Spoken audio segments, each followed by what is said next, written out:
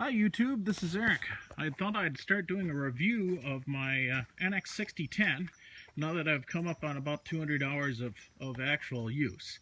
And today I've been working on moving a pile of dirt to cover up my tile field, which for reasons I cannot explain is only 18 inches underground and will freeze solid in the winter. And this is one of these jobs that highlights that you can buy a compact tractor that's too big. The trees and the hills and everything, this is not the right machine for this job. And I thought to do it, start talking about the transmission because I've had a few mishaps with the transmission. The gates on the hydrostatic transmission, when under load, will occasionally pop on out. It's happened to me any number of times in medium. It just happened to me today in low, and I started rolling backwards down this hill. We're about 25 feet up from a swamp level, and if I fell into that, that'd be bad. I'd probably roll beforehand. But at any rate, so I can't see any adjustment that needs to be made, but occasionally this thing, it's not slipping. Or let me restate this. When operating the tractor, it seems to operate in the range you have selected just fine, and then under a load, it'll pop on out as though the gates aren't gating correctly. And that's something that, again, I've looked at it. I don't see anything binding. It looks like it's adjusted correctly, and it happens from time to time. And so when I'm working like on a hill here, I've got my foot on the brake. But overall, the tractor is very powerful. Sight lines, when you're doing this kind of work with the loader, it's a tractor, and so you really can't see what's going on with the bucket like you can in the skid loader. And just for those who are tagging along, the correct tool for the job on this would be a track loader. So I'm on a hill, I'm on muck, and just a little bitty track loader would be ideal. And almost tempted to go rent one. But the transmission, insofar as working loads go, low is low enough to do just about anything I've run into. With the throttle throttled on up, load doesn't seem to run out of power.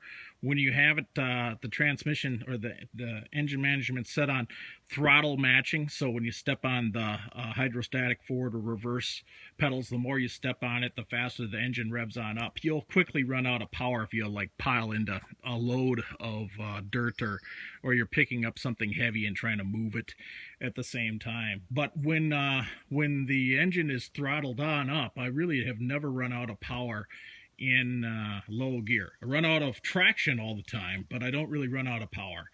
And in medium gear,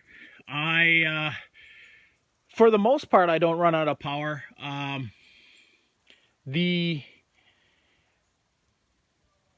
wish medium gear just had a little bit more oomph. I wish to it, so I could get more work done in medium rather than low.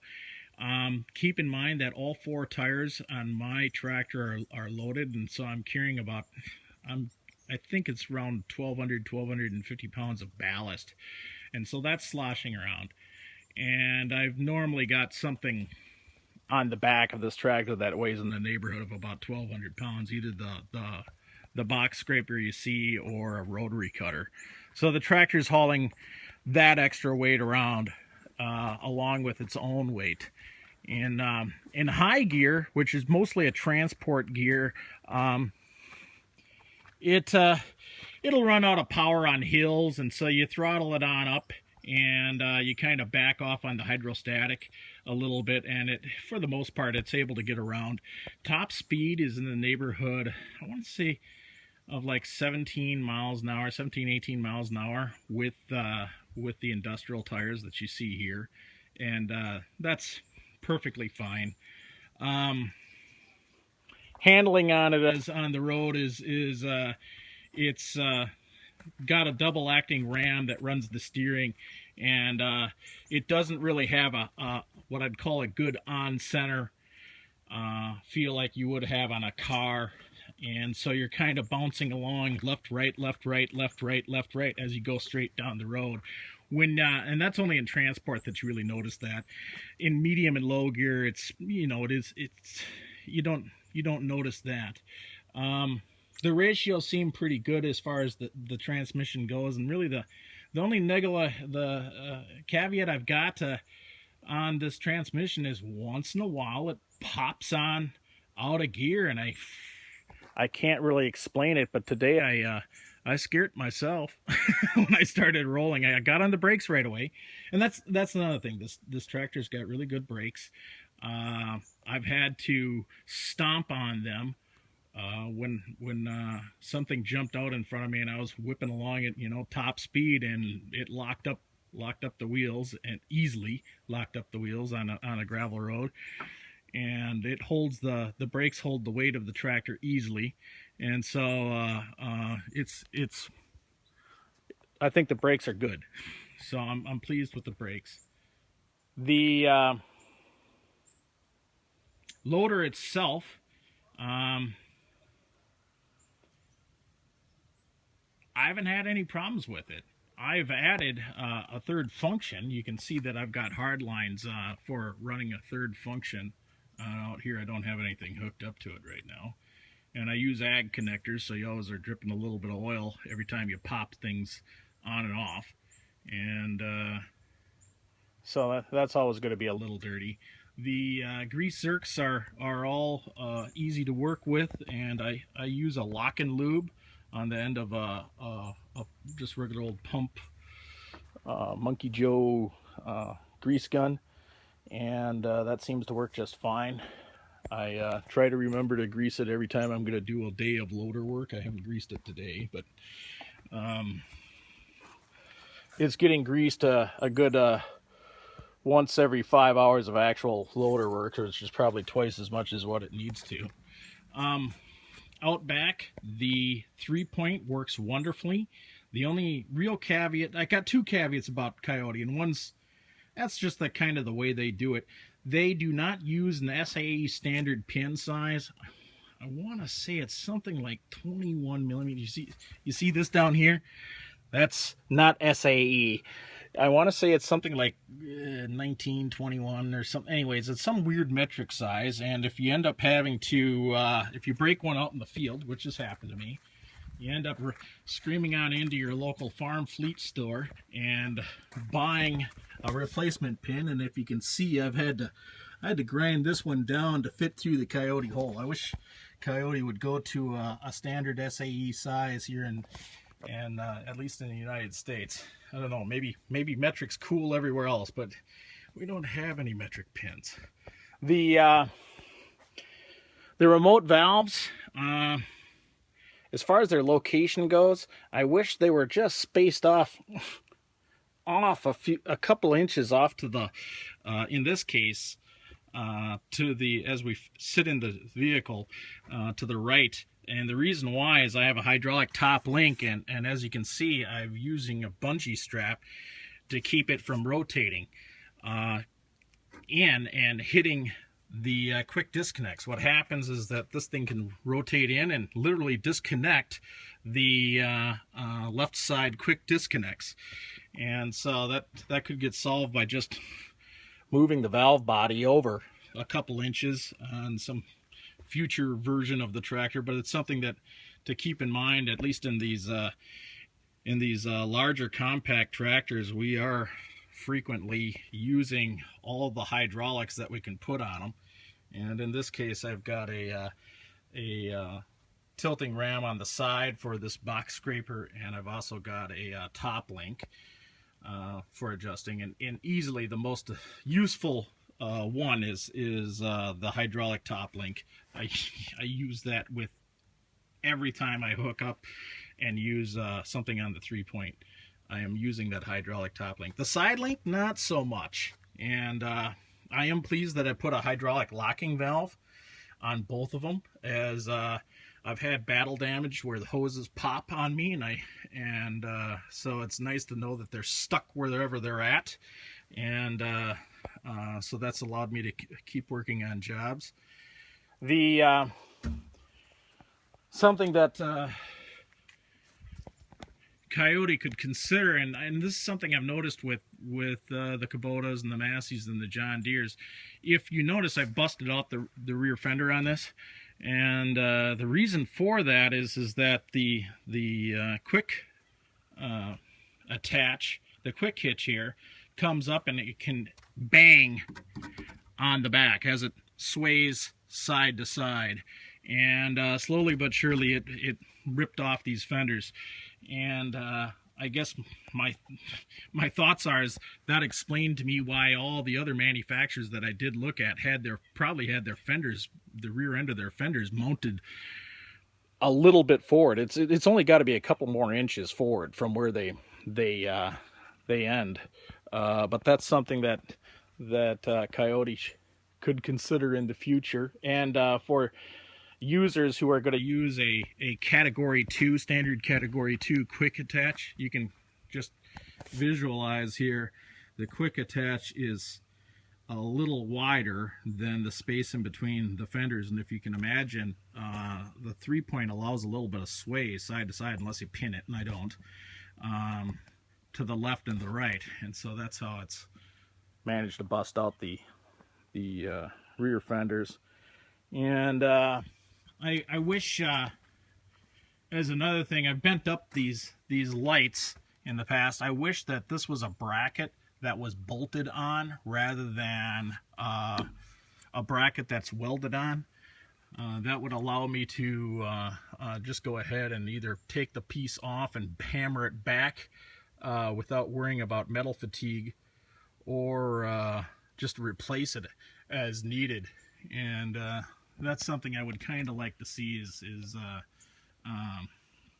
all the brackets be bolt-on brackets rather than welded on. I get it that, you know, hey, this is easier to manufacture,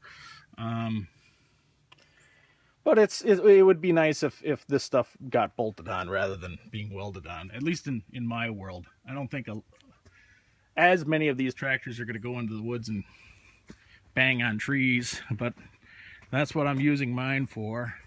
And so it'd be nice if the brackets were able to be bolted on and bolted off and hammered back into shape, and new ones bought as needed. Something else that I really think that Kioti should consider, and anybody who's thinking about one of these tractors consider, is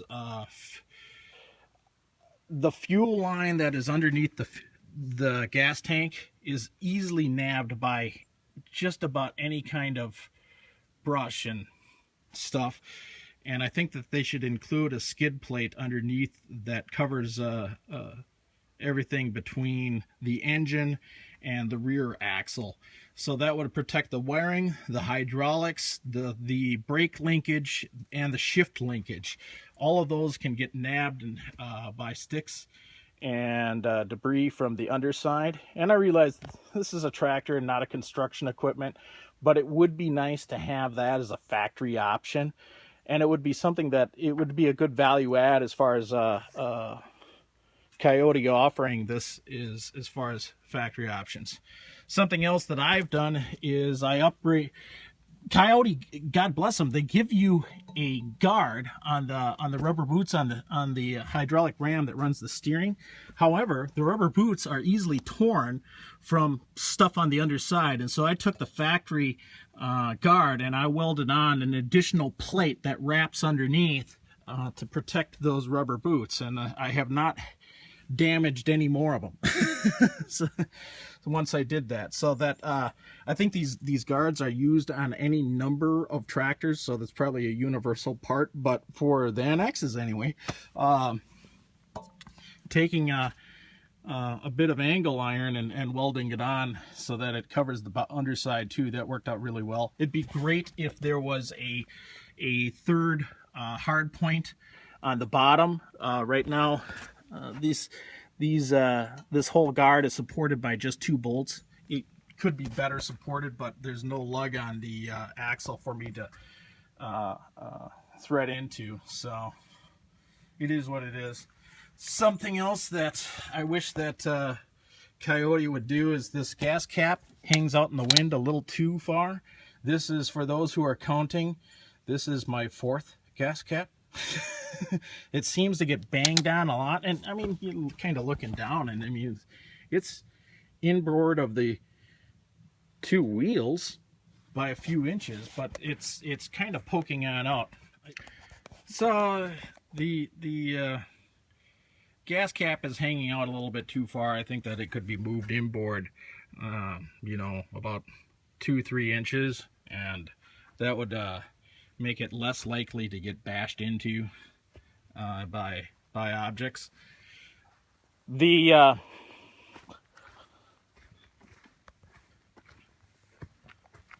another thing is that the hood is a little hard to get open.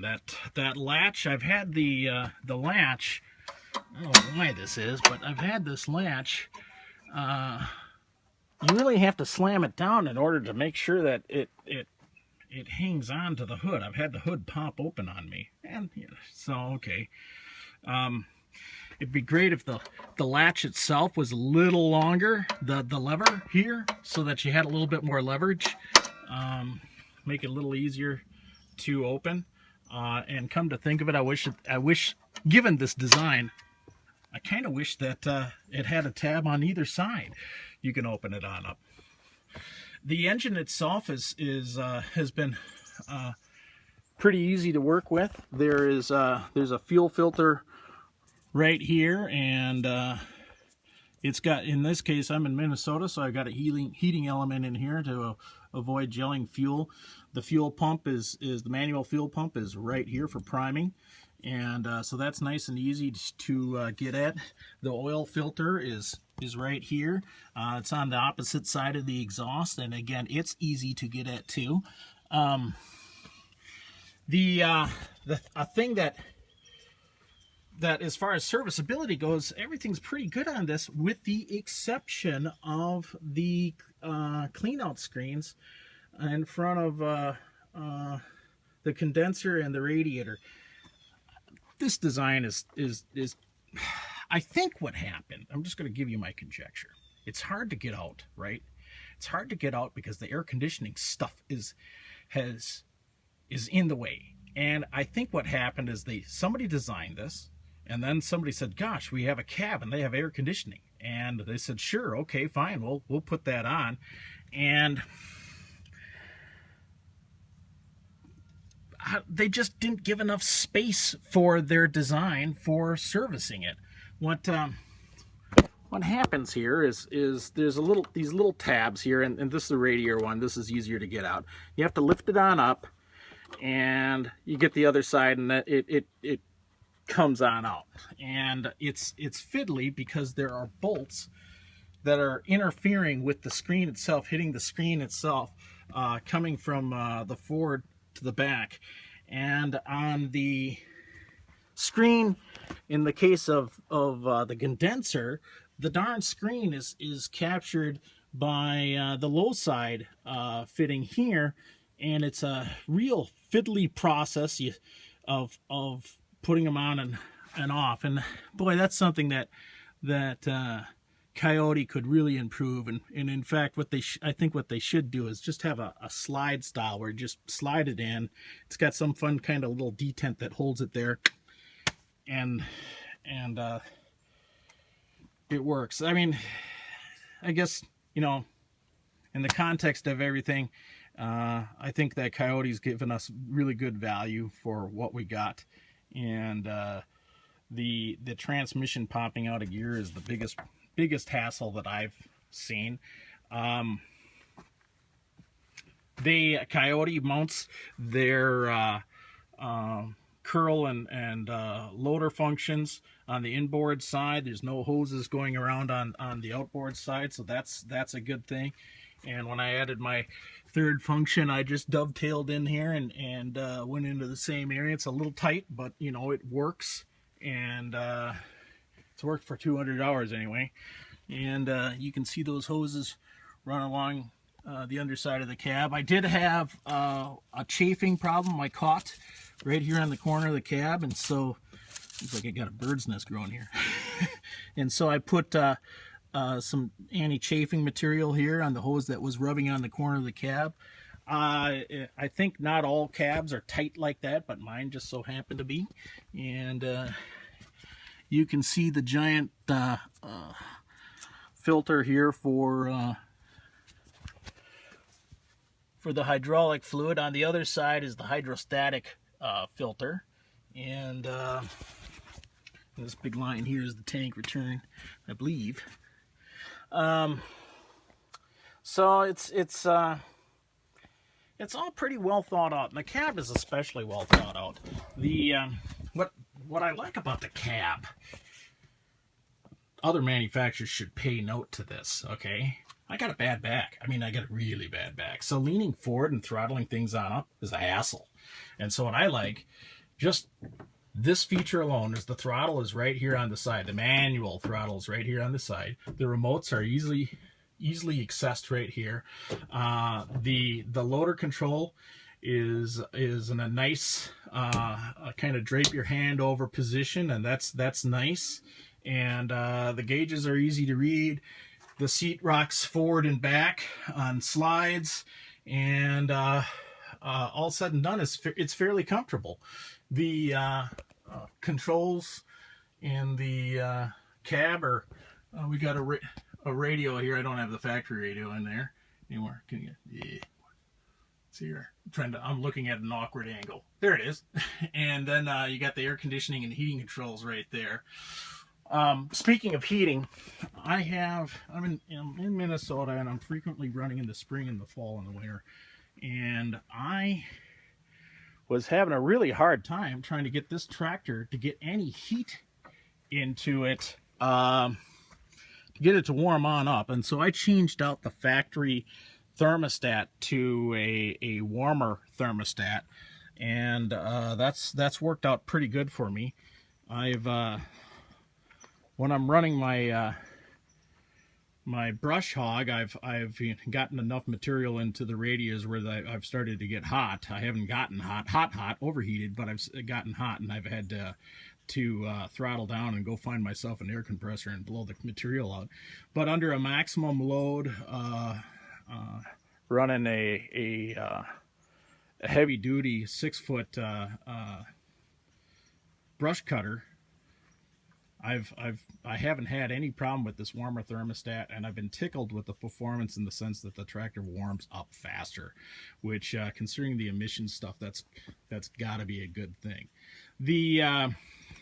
Prior to putting in that thermostat, I was having to have a regeneration cycle about every 8 to 12 hours, and now, well, my first regeneration after replacing the thermostat was 44 hours in, and I'm another 20 hours past that one, and I haven't noticed any regeneration cycles. So I'm pretty pleased with the result there. What else can I say? I replaced the stock lights with LEDs lights. What I can tell you about that is bright blue white light.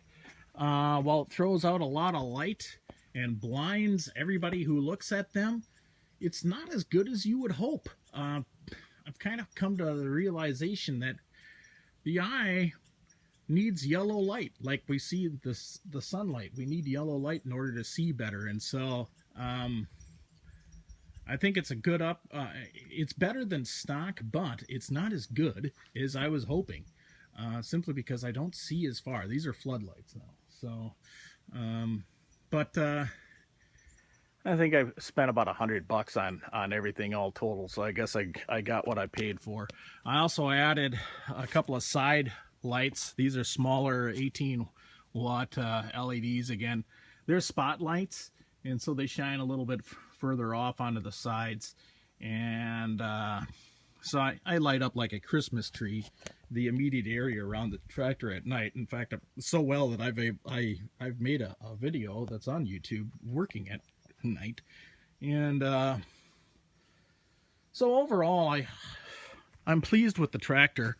I'd buy it again, and I'm hoping I can kind of get to the bottom of the transmission issue, if it's a gate thing or not. I'm going to contact my dealer and see if there's any technical service bulletins about that, and if there isn't, ask them to send it on up to corporate, so at least they're aware of the fact that transmissions are my transmission's popping out from time to time, and they're, you know, I stick it into gear and I rock it forward and back, you know, make sure I'm in there, and nowadays, and then I start to work. And once in a while it'll pop out of medium, and it'll pop out. It just popped out a low for the first time, and scared me though, because I started rolling down the hill. At any rate, I like this NX6010, and I'd buy it again. So thanks, Kioti, for building a hell of a tractor.